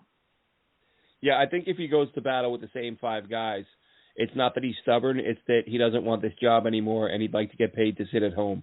He's asking to leave, yep. Yeah, exactly. So there's 0 chance the same 5 guys come out. I'm not even sure they'll be on the roster. I think, part of the reason some of these guys haven't been let go could be because they just, and I think I mentioned this on a show recently. I was talking to somebody who, their theory was, they don't have their replacements yet. And I thought, well, they know they're not going to start. They know, like between Alex Lewis, Van Roten, nice enough depth pieces, spot starters, perhaps. Thing is, I felt Van Roten down the stretch played better than Lewis had been playing, but Lewis is slightly more versatile. He's played some tackle. He played some tackle with the Ravens. And do you want to have a guy, even if he's bad at tackle, if he's just somewhat functional in a pinch and you need him to step in there, does he have more value than Van Roten does? But I wouldn't be surprised if both of them, if one is cut and one is backing up come opening day next year. Now, listen, the Alex Lewis thing is a mystery because we have no idea what led to his sort of weird suspension or whatever they called it. There were rumors that he blew up at Adam Gase and, was fed up with playing for him, or, I don't know. None of us know what the story is, but clearly something was weird. But the Jets did say they were going to support him through it, which makes you think, maybe a mental health issue, whatever it may be. Pure speculation there. This is the type of language teams tend to use when they want to protect the player's privacy, but make it clear that they're working with them. So, yeah, the mystery with Lewis at the end of the year makes you wonder, is it something that could get him cut if it comes down to it between him and Van Roten? But, yeah, if it's Lewis, Van Roten at the guard spots to open the season, that's not good at all. I think, as I said, you got to take at least 2 O-linemen. And as much as I've said, the mocks are fun, but I don't think any of us expect the Jets to only make 9 picks. They're going to deal down at some point. They have too many needs to go in there and only select 9 players. But a month away, fellas, and then the speculation and the arguments can come to an end. And listen, like I said, it's funny. I think we all do this. Most fans I know who are as insanely and irrationally dedicated as we are, you do get attached to these guys that you pick. As you said, Alex, we'll do the My Guy show. And you get attached to your guy because you want to be right. You want to be like, that's probably a big reason why I'm such a big Cam Clark guy. Because I watched his game again. I think I was watching it for the defensive end. I don't even remember his name now. And then I happened to see that they had the draft-eligible lineman. I thought, I'm going to be watching that game anyway. Instead of fast-forwarding through the offensive schemes, let me just watch this guard for a little bit. He was playing tackle. And they're playing Clemson. And this guy's beating the crap out of people. And I'm like, Jesus. This guy's a guard at, Charlotte, wherever it was. And he's throwing defenders to the ground, had a stretch, one series where 2 or 3 plays in a row. You're following, as a fan, you're following the ball. You're not seeing what's going on at the tail end on the O-line, but I'm just watching this guy. And he's slamming guys to the ground. And I was like, how is this guy playing at such a small school? And he matches up with Clemson, and he's kicking their asses.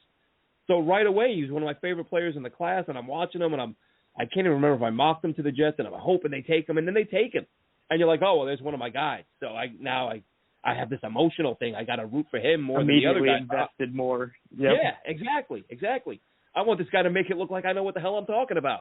Like I said earlier, Bill Parcells and Bill Belichick don't know what they're talking about, but God forbid I don't. You know what I mean? We do to a degree. We take this too seriously, but it's a hobby. It's a passion. If I do take a step back, I do laugh sometimes. I'm like, Jesus Christ, why the hell am I getting so wrapped up about a football team? Like the old scene in The Bronx Tale, right? Tell Mickey Mantle your father can't pay the bills. See if he cries. That's probably not something you haven't seen there, Dylan. Way over my head. Yeah, Alex, you've seen The Bronx Tale, right, Alex? Oh yeah, I'm with you. Okay, yeah. So I'll explain the scene to you, Dylan, if the listeners could bear with it. Great movie, first of all. You got to see Bronx Tale. And honestly, for me, this changed my perspective on sports. I didn't take it quite as serious, for a little while. Then I came back in. But there's this scene, right? There's a mafia guy, and there's this little kid with the main character. He comes into the bar where the mafia guy is, and he's crying. He's really bummed out. And the mob boss says to him, what's the problem? And he's, what was it, Mazeroski hit the home run, whatever it was, something against the Pirates and Yankees in the World Series. I read that Mickey Mantle was crying, so the kid was all bummed out because Mickey Mantle was crying. And the mob guy laughs at him. He's like, you're upset because of Mickey Mantle crying? He's like, go tell Mickey Mantle your father can't pay his bills and see what Mickey Mantle says. He don't care about you. Why do you care about him? And it was like that light bulb moment right. Where it was like, Jesus, I was a young guy when I saw that movie, and I was even more into sports then than I am now. And I thought, maybe I should take a step back from time to time. We do this draft stuff, and it's fun. But we do get emotionally invested in these players because I predict he will do this. And in the end, you want to be able to say, I was right. But again, if Bill Parcells and Ozzie Newsome, like widely regarded as one of the best GMs in history, I think his last draft, he got Jackson, he did well, but he had a stretch of like 3 or 4 drafts where I heard him in an interview, and even he said, he was like, these last 3 or 4 years, they're not up to my standard. They're not good. And then I went back and looked. I forget what they were, but he had 3 or 4 drafts that I looked at and thought, I would put some of my mock drafts up against these, and I bet they would do just as well, if not better. So we love it. It's fun, but we got another month of speculation. We might even flip-flop on the quarterbacks. With Wilson, I don't know. I'm going to keep watching games. The thing I said the other day, it's not hyperbole. Like, I was literally watching, I watched a bunch of his games the other day. And I just got to the point where I was like, this guy, I hate to overstate it, but it was literally unbelievable. I was like, how many times am I going to watch this guy make a throw that, as I said at the top, if I'd never seen the guy play before and I turned on the game and see him make 2 or 3 of those throws, I'd be like, Jesus, this guy's having a lucky day. Like, nobody... Yep. Nobody has 4 passes graze the defender's fingertips and hit the receiver in the hands. And he just keeps doing it. And like I said, every level. Deep balls, intermediate, doesn't matter where on the field, doesn't matter the depth. He does it while he's scrambling. And I saw enough of it like early on. I'm like, okay, Fields, Wilson, let's take an objective look at this, and that's what I did. But I just saw so much of it from Wilson that I was like, I'm having a hard time believing Fields can do this because I've never seen anyone do it. And then I watched Fields, and yeah, he's making these unbelievable throws in terms of distance and accuracy. But I'm seeing these plays where, those plays where the receiver has to stop, in the middle of his route, and he still has time for the ball to come down because the defender is 15 yards behind him. And, he catches up by the time the ball gets there, makes a tackle or whatever. But I'm like, okay. One guy is throwing the ball through a tire, and the other one's throwing them through, an open garage door. And that doesn't mean Fields can't do it. It's just a matter of with Wilson, I've seen him do it now enough times. And again, it's projections. We don't know who's going to do what. But I didn't mean to ramble on that long, but it's draft time, and we're counting down the final month. I did have a question for you, though, Dylan, on your draft. Sure. You took him, so obviously you're confident with him. But I'll tell you what, man, hearing that Caleb Farley just had a back surgery, that scares the hell out of me. Like, you know what? It's early on. Like, I love, like, the Bryce Hall pick. I love taking a guy who's recovering from an injury where you're saying, I'm getting a second-round talent in the 5th round, 4th round, whatever. Mm-hmm. But, you're basically saying, I'm going to treat this guy as if he's healthy, full value, 1st round on a guy who does it worry you at all? Oh, yeah, it absolutely does. And I think the part of me that picked that pick was specifically thinking that Joe Douglas did his due diligence on the injury. And even if he's not a day 1 starter, week 1, whatever, I think if he thinks that he can come in and be better than Bless Austin, which I think he can, even if he does have a bad back, then I think that that's totally worth the risk factor for the upside. But the main reason behind the pick other than that was because I read a scouting notebook that said 10 teams believe he's still a top 20 to 25 pick. And to me, I was like, well, that's enough teams for me to think that I'm not going to let him slip to 34 and hope that I can get him. I'm just going to take him now. So that was more the reason behind that one. I do think it's weird sometimes when guys get injured, but they're injuries that everyone knows, like that, 99 times out of 100 they're going to recover, and they say this is going to hurt his. This is going to hurt his draft. And that stock. was kind of Bryce Hall. I'm like, why? Because we're not doctors. Like that. But from what I heard, it was like an outpatient kind of thing. He was in and out the same day. Yeah, it was similar to the Tony I guess Romo take that surgery. for what it's worth too. Yeah, and that's the weird thing. I honestly hadn't heard anything about it, and then all of a sudden I noticed, like it was funny enough. It was because of TDN. all of a sudden, like every mock I'm doing, he's on the board at 22, yeah, they 23, have been and I'm like, sliding so far. I'm like, this guy is never on the board here. What's going on? And then I started seeing these headlines: injury, So surgery. when I did, and I saw back surgery, and I was like, oh, that's it, off the board. Is he going to be so when I was Jones, doing the actual mock, or will he overcome? I think he'll overcome it. And what was funny was when I was doing my mock draft, my original pick was Kwity Paye, but Caleb Farley was still on the board, so I kind of tweaked it a little bit today. I was like, you know what? I love Kwity Paye, but I think if Caleb Farley is there, which he was, I think you have to take him at 23 if you even think he can start, because he will be cornerback Dylan, one going forward. Yeah, you're talking cornerback one. I would honestly, if you're talking about a position that's that important and you think he's going to recover, I'd take a guy if he was going to miss the season. I wouldn't care. If I'm getting a top 5, top 10 talent at a critical position, now normally, very good teams can afford to do that because it's easier. Like, oh, we can stash this guy. We don't need him this year. Right. Yeah, but if that allows you to get insane value and the guy has to sit for a year, I can live with that. Yep. I have no problem with that. Exactly. So Daniel Jeremiah had him in his top, I think, 5 or 6 in his top 50 1.0. I know he's on top 50 3.0, and he's slid down to about 17, but he was at like number 4, 5, or 6 on his first top 50 board. So, hey, give me that upside all day. I think, like I said, if he does the due diligence on the injury and he thinks that it's worth it, I absolutely say let's go for Caleb Farley. Yeah, I'm going to read up a little bit more on that surgery because that's a good question. Yeah, I just heard it was similar to Tony Romo and another high-known quarterback, but I couldn't remember his name. But it was similar to the Tony Romo surgery. Yeah, what we might do, depending on who they take and injuries and stuff. I try not to bother any of these guys, but from my old medic days, I am friends with a couple of orthopedic surgeons and some docs who might be able to call in and offer some clarity. But that's if it's anything complex. We might be able to just pull enough. Because these guys are super busy as it is, and they're not huge sports fans. We're like, hey, you want to call into my podcast? Mm-hmm. They'll be like, yeah, why don't you leave my phone number? Throw my phone number away, you dumb sports nerd.